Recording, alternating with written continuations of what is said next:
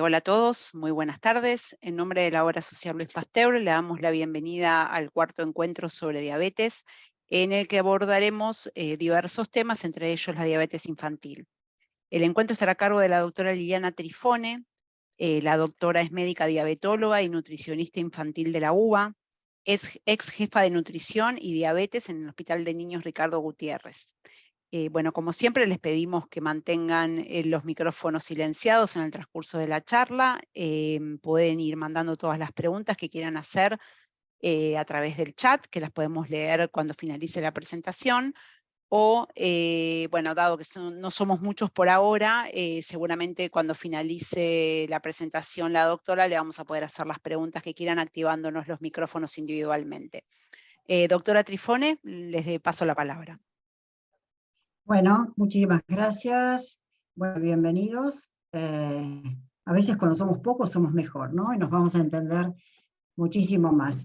Bueno, hoy vamos a hablar fundamentalmente del tratamiento de la diabetes tipo 1, en la cual, por supuesto, hay un déficit absoluto y la insulinoterapia, la administración de insulina, de alguna manera permite la sobrevida del niño y del paciente.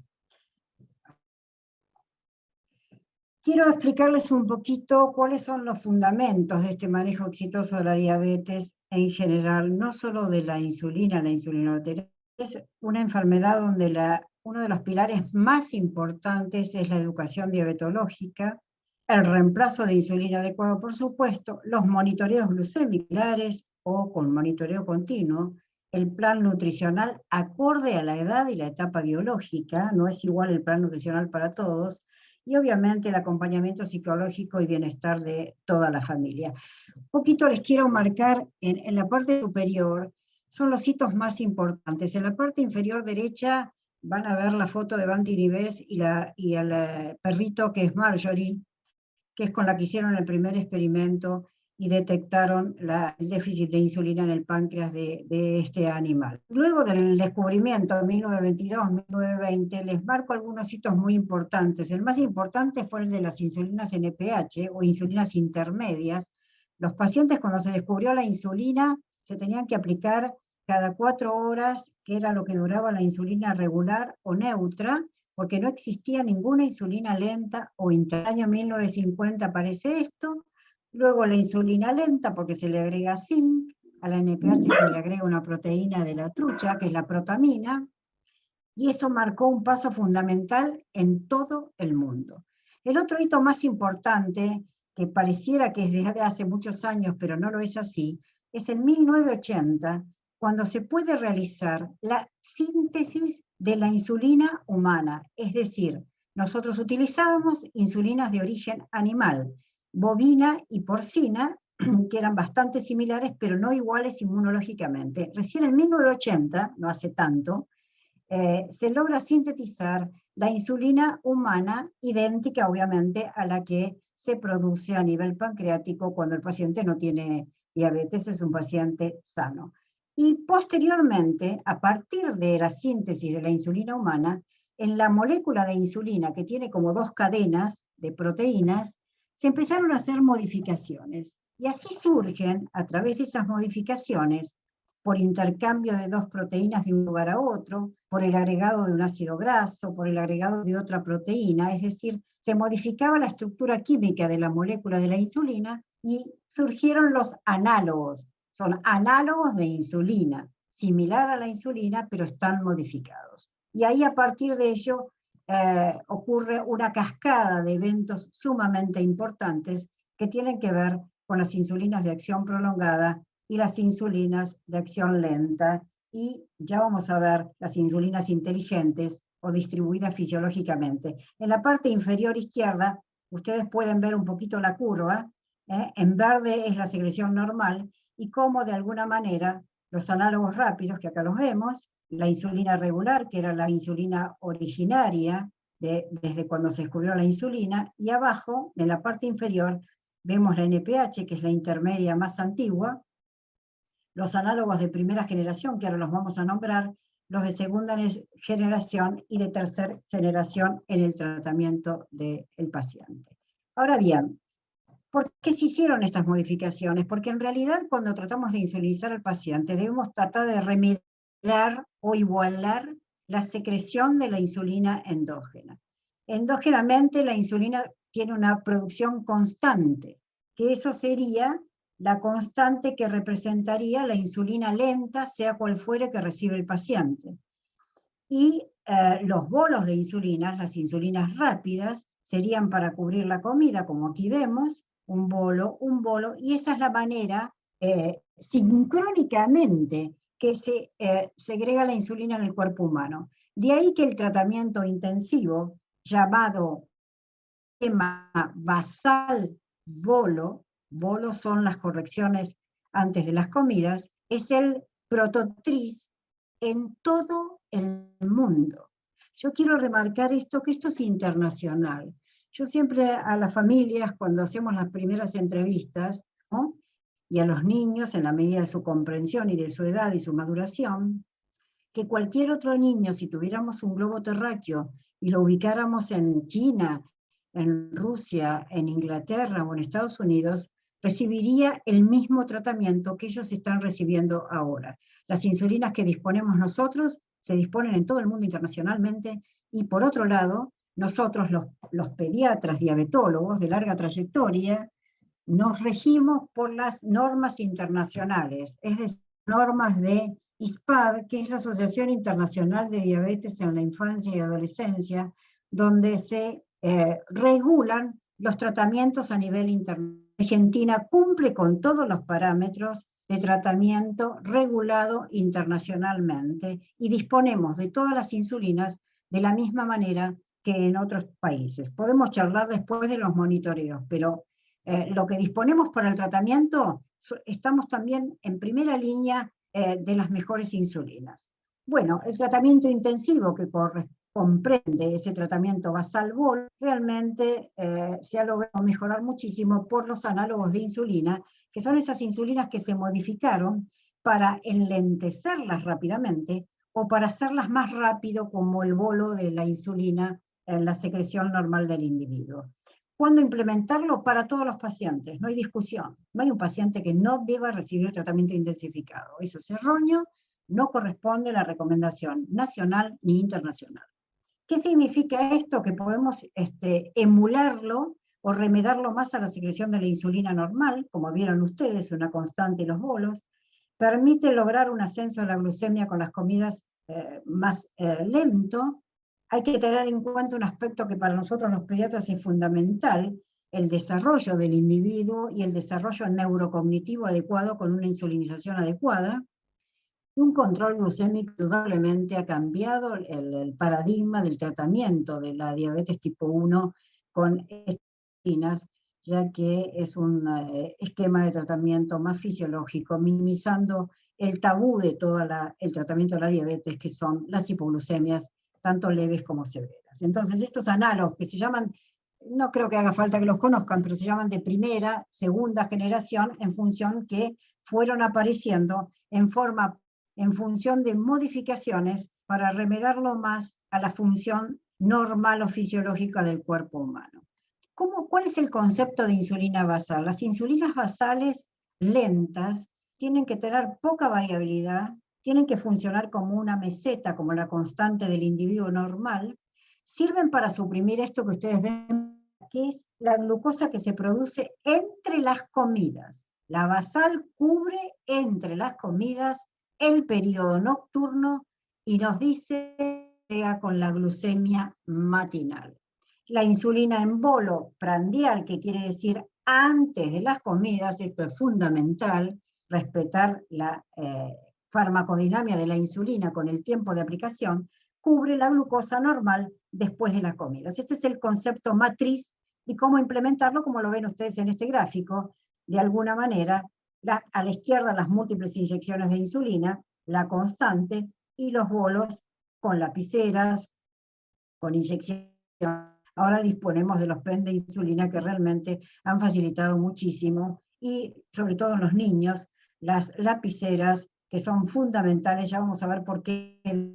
Y a la derecha tenemos un esquema de infusión continua de insulina con un microinfusor continuo o bomba, que facilita complementar este tratamiento basal-bolo. Bueno, un poco los análogos basales. Acá se las voy a nombrar, porque de las que yo les voy a nombrar, disponemos de todas. Entonces, cada paciente tendrá, de acuerdo a la indicación médica, a la característica, a la etapa biológica. No es lo mismo un niño de 2 años o 3 años a un adolescente de 14 años o un puber de 11 años en el tratamiento. Cada profesional indicará lo acorde y lo conveniente con las insulinas disponibles para cada paciente. Vamos a la insulina NPH, que es la conocida, que es la Humulin la Insuman, la Insulatar, que se sigue utilizando en muchísimos lugares, cada vez con menos frecuencia, pero en función de disponibilidades es una insulina de acción excelente. Después tenemos las insulinas rápidas, los primeros análogos que surgieron, que son la insulina Lispro, que es la Humalog, la insulina aspártica Novorapid y la gluricina, que es la Apidra. Estos 3 análogos rápidos están disponibles en el país y se utilizan en la mayoría de los pacientes con diabetes tipo 1 para el esquema basal-bolo. Vamos a las insulinas basales de larga acción, constante. La primera en crearse fue la insulina Glargina, que es la Lantus, junto con la insulina Levemir. Esos fueron los análogos lentos de primera generación.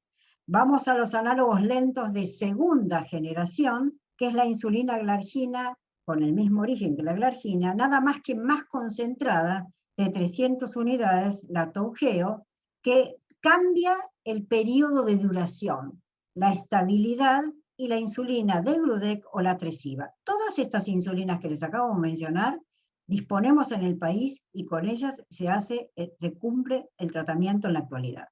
Novedades, la ultra rápida, que son los análogos rápidos de segunda generación, que es la insulina Aspar, ultra rápida, ya vamos a ver un poquito cómo actúa en la charla, y es la FIAS. Esta disponemos y ya salió y está aprobada. Todas estas insulinas están aprobadas para su uso en pediatría. Algunos a partir del año de vida, otras a partir de los 6 años. Y la segunda análogo rápido de Lilly, la FIAS es de Novo Nordisk, es la insulina Lyumjev. Las dos ultrarrápidos tienen el mecanismo de acción muy inmediato, se puede aplicar inmediatamente cuando uno va a comer, con un pico a los 30 minutos, pero dura 1 hora. Ya podemos charlar un poco en detalle de acuerdo a las preguntas que nos hagan. Todas estas insulinas las disponemos en el país y son pasibles para el tratamiento de nuestros pacientes.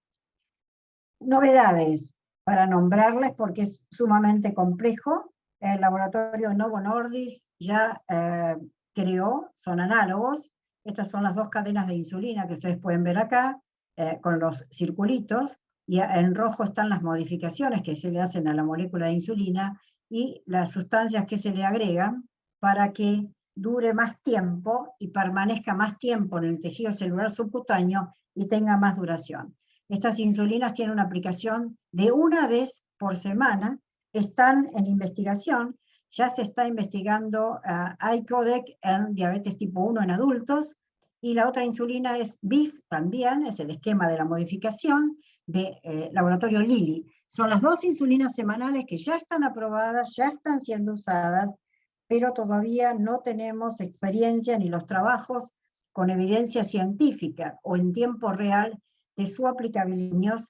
Y una de las, no desventajas, sino diferencias que tienen al ser tan prolongadas, es que tienen una vida media casi de 1 semana a 10 días, con lo cual llegan al momento máximo de concentración, y si uno necesita hacer un cambio inmediato por una enfermedad, por ejercicio, por un viaje, es mucho más difícil plantearlo con estas insulinas, que creo que, bueno, van a dar mucho más resultado en tipo 2, pero hasta que las conozcamos mucho más para usarlas. Estas 2 insulinas ya están aprobadas en todo el mundo y se están haciendo los estudios de investigación. Entonces, disponemos de todas las que les nombré anteriormente en el país. Estas 2 últimas insulinas nosotros no disponemos, salvo en protocolos de investigación en los cuales participen algunos grupos argentinos su formulación. Aspecto que no es menor, cómo deben conservarse las insulinas. obviamente nunca deben congelarse, la lapicera puede permanecer a temperatura ambiente. Recuerden que cuando más fría está la insulina, más duele cuando se aplica, durante un máximo de un mes, y tienen que estar protegidos de una luz directa.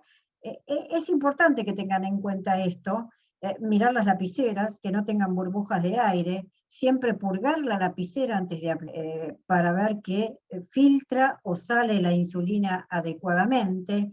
Los análogos, a diferencia de la NPH, la vieja insulina intermedia, la NPH debía mezclarse, porque el polvo blanco que ustedes ven es el factor activo de la insulina y debía agitarse antes de aplicar. A diferencia de los análogos, la Lantus, la Toujeo, la Tresiba, la Detemir, que no deben mezclarse, y los análogos rápidos tampoco deben agitarse ni mezclarse. Recuerden que esto va a cambiar la acción de la insulina cuando más fría esté, y también debemos recordar los lugares de aplicación de los pacientes, que ahora lo voy a comentar al final un poquitito, los sitios de más rápida absorción. Insulinas del futuro, insulinas inteligentes, respondedoras de glucosa, están envueltas como en una bolsita, eso se llama polímero, pero lo que se está investigando es que estos bolsitas o polímeros de alguna manera no produzcan rechazo en el cuerpo, no sean cancerígenos, y serían insulinas modificadas que responderían en forma automática al nivel de glucosa que tiene el cuerpo. Así que bueno, son las smart o inteligentes insulinas que están en investigación bastante avanzado. Otras insulinas en investigación son aquellas que se dirigen en pequeñas vesículas a actuar directamente sobre el hígado. Ustedes saben que la insulina normalmente llega por la vía porta, que es la vena que sale del hígado. Entonces, se trata de simular de alguna manera la salida de la insulina y la acción directa hacia el hígado, como si fuera la insulina normal o fisiológica. Deben comprender ustedes que con nosotros detectamos la insulina, se tiene que absorber del tejido la grasita del celular subcutáneo, es decir, que saltea todo el paso que tiene de la secreción del páncreas y la liberación por vía portal. Es decir, que tenemos mucha más insulina periférica a nivel del tejido celular y no en el lugar donde la debemos tener. Son diferencias de la aplicación, que no es igual a la función normal. Las insulinas orales en investigación hay muy baja disponibilidad, dosis, respuesta, son prácticamente inviables. No menciono acá, pero existen las insulinas, se habían sacado al mercado las insulinas nasales, pero en realidad se utilizan solamente para correcciones, volvieron al mercado nuevamente en investigación, pero uno de los factores en disidencia es la cantidad de dosis que hay que pulverizarse en la nariz, más de 500 unidades, y otro de los factores adversos era el riesgo de cáncer a nivel pulmonar con estas insulinas que son de alguna manera nasales o por spray, para correcciones, nunca para insulinas lentas o basales. Bueno, quiero contarles un poquito, así como les dije que había más insulina en el lugar donde lo aplicamos, qué factores, muchas veces los padres dicen, doctora, comió lo mismo, está tranquilo, no está enojado, le di la misma comida, ¿y por qué no tiene el mismo resultado? Bueno, tiene que atravesar todo lo que ustedes ven, el tejido celular subcutáneo tiene que atravesar toda esta capa, a veces también es el largo de la agujita, no tiene que ser muy largo para llegar al músculo, pero no muy corta, porque y la absorción es mucho más lenta y mucho más errática. O sea que no es un factor menor la técnica de la aplicación, cómo purga la aguja y el largo de la aguja. Entonces, ¿cuáles son los factores que cambian? Minuto a minuto, entre días, a largo plazo, la cantidad de insulina, cuanto más insulina puede absorberse, la mayor dosis tarda más en absorberse, el perfil de absorción de la insulina, del análogo, la superposición que hay entre la insulina lenta y la insulina rápida, qué reserva de insulina endógena tiene el paciente. En general el paciente con diabetes tipo 1 tiene una reserva casi llegando a cero, pero durante el primer año, en el primer mes, el paciente tiene una secreción que es la que quedó pendiente, es ese 20% que quedó funcionando, porque para que aparezca la enfermedad debe dejar de funcionar el 80% de la célula pancreática. Hay un remanente que en la medida que el paciente empieza con un tratamiento inmediato, se puede proteger. Entonces tiene que ver mucho esta reserva de insulina endógena. Aquellos que empezaron compensados con un tratamiento muy rápido, precoz, van a tener más reserva de esa pequeña insulina que les quedaba, y el tratamiento va a ser mucho más accesible, pareciera mucho más fácil, con mejor respuesta a las inyecciones, pero en realidad tiene un poquito de insulina que lo está acompañando en esa etapa. También, si tiene mucha reserva, será responsable de la famosa etapa de luna de miel o etapa de remisión, que no todos los pacientes lo hacen, y tiene que ver con la cantidad de insulina endógena que le queda como remanente luego del diagnóstico. Variabilidad en la absorción entre días y comidas existe. Sitio de inyección, la región, lipodistrofias. Lipodistrofias son esos bultitos o elevaciones en el celular subcutáneo que se producen por mala técnica o por reiterar la insulina insistentemente en el mismo lugar. La insulina se absorbe más lenta y en forma errática. ¿Cómo se soluciona? Dejando de inyectar donde está la elevación, por lo menos 1 a 2 meses, y después se puede volver a utilizar. La región de más rápida absorción para los bolos preprandiales, para las correcciones rápidas, el abdomen. Es la región de más rápida absorción, le sigue el brazo, el deltoides, le siguen las piernas y por último el glúteo. En general, en los niños aconsejamos en la parte superior del glúteo administrar la insulina lenta y utilizar el abdomen o el brazo, que también es relativo porque los chicos utilizan ahora el sistema de monitoreo continuo y es una agresión más al brazo. Y bueno, la especificidad que tiene la insulina de acuerdo a su transformación, como les dije, hay insulinas que son un poco más efectivas que otras. No se trata del paciente, sino de la farmacología de la insulina que utilicemos. Bueno, como bien les dije, los componentes de este tratamiento, pilar fundamental es la educación, el refuerzo, reforzar la aplicación, revisar y requisar los sitios de aplicación, el conteo de carbohidratos, un estimado, ya vamos a dar una charla la próxima semana, la actividad física, cómo tenemos que cambiar y reducir la dosis de insulina previo al ejercicio y posterior al ejercicio, cómo tenemos que corregir una glucemia antes de actividad física, si es mayor a 250 debe corregirse, no puede hacer actividad física. La manutención de alguna manera de la insulina en condiciones, etc. Unas características. ¿Qué pasa con los niños pequeños? Fíjense lo que está colocado aquí. En primer lugar, neurocognición. Ustedes saben que el desarrollo del cerebro se cumple a lo largo de toda la primera infancia, casi hasta los 10 años. O sea, es vulnerable a la hiperglucemia crónica, a las oscilaciones glucémicas, cuanto más variable es, y a las hipoglucemias. Con lo cual, estas nuevas insulinas han permitido minimizar fundamentalmente el riesgo de hipoglucemia. Un paciente que tiene hipoglucemia reiterada es un paciente que algo está ocurriendo con la alimentación, con la actividad física o con el esquema que tiene de administración de insulina. Probablemente lo tendrá que charlar con su médico y adecuar las dosis o los esquemas o las escalas. No siempre son iguales a lo largo de todo el día. Ritmo circadiano, ¿qué quiere decir? Los niños pequeños, por unidad de insulina, el descenso, el consumo de glucemia es muchísimo mayor. Por una unidad, un niño de 2 años, la glucemia va a bajar entre 150 a 200.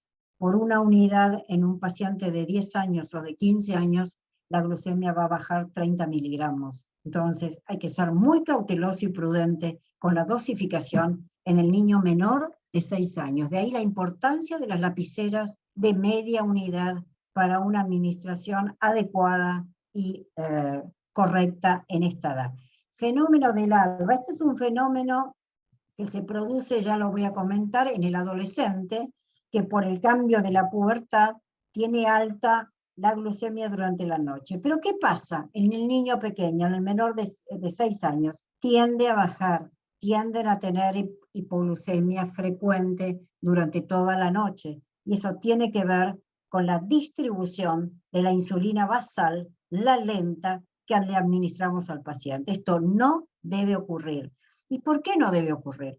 Porque los mecanismos de compensación del cuerpo en el periodo nocturno disminuyen a un 50%. Es decir, yo tengo una hipoglucemia durante la noche y toda la respuesta de la adrenalina, del cortisol, del glucagón, de mi propio cuerpo, está disminuido a la mitad. Por eso las hipoglucemias nocturnas son sumamente graves. Y si el paciente presenta alta frecuencia, eso indica disminuir la dosis de la basal por el riesgo de hipoglucemia nocturna. Bueno, hábitos alimentarios, los niños son erráticos, actividad física, un día juegan mucho, un niño otro día duermen, y tienen dificultad para discernir los datos de hipoglucemia. No voy a comentar mucho porque esto es muy específico, simplemente lo muestro en función de que arriba están representadas todas las asociaciones más importantes y cuál es el objetivo metabólico que buscamos, y la mayoría recomienda una hemoglobina igual o menor a 7% sin hipoglucemia del paciente. Si yo tengo un tratamiento intensivo, pero tengo un porcentaje de hipoglucemias alto, estoy insulinizando mal a mi paciente. Estos son los objetivos que uno debería tener de glucemia antes de las comidas, después y sobre todo los nocturnos, con mucho cuidado, ahora facilitados por los monitoreos continuos, antes de dormir. Los pacientes anteriormente lo que hacían tenían temor de corregir a la noche porque no querían realmente punzar a los chicos para medirles capilarmente y permitían que se durmieran con valores mucho más altos. Esto no ocurre con los monitores continuos de glucosa. ¿Y qué nos brindan los monitores continuos de glucosa? Nos brindan este perfil, que para nosotros se ha convertido también en el paradigma, junto con la hemoglobina glicosilada, de cómo está nuestro paciente. Nos permite evaluar tendencia y cuál es la ventaja que mide las glucemias en ayunos, pre y postprandiales, que muchas veces los pacientes no la miden. ¿Cuál es el objetivo? Y tener un 70% en este rango, es decir, 70-180, la mayor parte de estas horas. Pero fíjense lo importante, no sé si lo podemos ver acá, menos de 70 no tiene que poner menos del 4%, y menos de 54, que es el segundo nivel de hipoglucemia, menos del 1%. Yo soy partícipe de 0% menos de 54 en los niños, porque es de altísimo riesgo a nivel cerebral para el paciente. Bueno, ¿cuáles son los objetivos a través de la insulinización adecuada? Un crecimiento normal. Ya vamos a hablar en la próxima charla, que lamentablemente, en función de todos los avances que han significado la difusión, los grupos de familias con diabetes, las redes, no siempre son pertinentes o satisfactorias porque no respetan la individualidad del paciente. Y la medicina de precisión, en la actualidad, en todo el mundo, apunta a que cada paciente tiene una respuesta particular con una insulina, tiene una característica familiar y personal individualmente, y muchas veces no son comparables algunas recomendaciones que se hacen entre los pacientes, sobre todo porque pueden afectar el crecimiento del niño. Tiene que lograr un desarrollo puberal psicológico normal. Ese es el acompañamiento del diabetólogo pediatra. Tiene que lograr el desarrollo. Una diabetes que está mal controlada retrasa su estadio puberal. Un paciente que está mal controlado o restringido en la alimentación produce un detenimiento de la talla, de la estatura que tiene que alcanzar. Yo tengo que conseguir que mi paciente pediátrico logre el mismo desarrollo de peso, de estatura y puberal como si no tuviera la diabetes. Y para eso lo tengo que ir acompañando con la dosis por kilo de peso y el control del diabetólogo con la familia. El diabetólogo es el que decide si tiene mucha dosis de insulina o es poca la dosis de insulina. Y es el que también asesora sobre lo que recibe como alimentación el paciente. Obviamente, estabilidad en el control, ¿qué significa? Menos variabilidad. Hay una cuenta que se obtiene del perfil de los monitoreos continuos, que es el coeficiente de variación, y es muy importante que el paciente esté lo más estable en su tendencia posible. Con esto prevenimos indudablemente las complicaciones agudas, tanto la hipoglucemia como la cetoacidosis, que son muy frecuentes por omisión de dosis de insulina o por sobreinsulinización en los adolescentes fundamentalmente, que muchas veces porque comen extras se corrigen por su cuenta y ocurren hipoglucemias inadvertidas o inesperadas o que no tienen explicación. Bueno, prevención y minimización de las complicaciones a través de toda la educación, microvasculares también. Pero bueno, el diabetólogo es el artífice junto con la familia de este esquema tan artesanal, tan individualizado. Si ustedes charlan con otro colega o charlan con otra familia, bueno, yo tengo tal basal y mi paciente tiene esto, pero su paciente, su hijo es único, indiscutible, con una característica especial. Y probablemente el otro, el que le hace el comentario, no responde adecuadamente con esa insulina o no tenga la misma evolución o no requiera el mismo tratamiento. Hasta ahora, la insulina es el único tratamiento en todo el mundo de la diabetes tipo 1. No hay otro. Sí hay estudios sobre modalidades de administración de insulina con la tecnología, etcétera, sistemas de insulinas inteligentes, etcétera, pero inviables, por ejemplo, por vía oral en la actualidad, y no hay otras drogas fuera de la insulina que la puedan excluir, que el paciente la pueda recibir. Y esta última foto es del Congreso de ISPAD Internacional en la ciudad de Toronto, y esto es un poco la vitrina del museo de lo que fue el cambio a nivel mundial del paradigma del tratamiento de insulina y del logro que significó esto a nivel mundial, empezando con las insulinas animales. Así que realmente una emoción haber estado allí y estar de cerca en el sitio con la historia de lo que significó esto a nivel mundial para la sobrevida de todos los pacientes. Bueno, muchísimas gracias y está abierta la discusión si quieren. Bueno, Liliana, muchísimas gracias, súper claro todo. No sé si alguien quiere habilitarse el micrófono y hacer alguna pregunta por el chat, no tenemos ninguna consulta hasta el momento. Están habilitados para... O quedó muy claro. Quedó muy claro, sí, eso sin lugar a dudas, pero bueno, si alguien quiere preguntar algo, la doctora está a disposición para responderles. Acá Caro Stengel dice justamente que quedó muy claro y muchas gracias. Gracias por Gracias, participar. Caro. Gracias, ¿Alguien muchas más? gracias, Caro. Patricia Zurdo también nos dice que fue muy claro. Se pueden sacar el micrófono, ¿eh? Si pueden habilitar, perdón, el micrófono si alguien quiere hablar directamente.